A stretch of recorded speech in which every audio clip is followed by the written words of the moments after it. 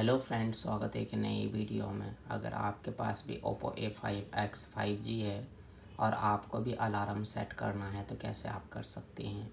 तो चलिए वीडियो करते हैं स्टार्ट।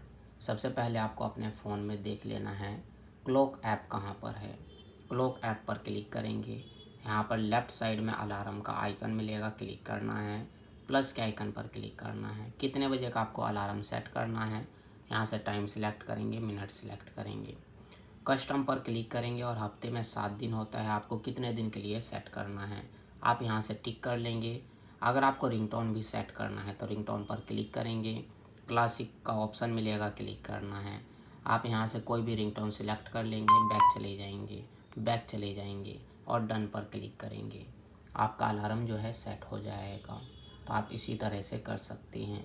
तो आज के वीडियो में बस इतना ही।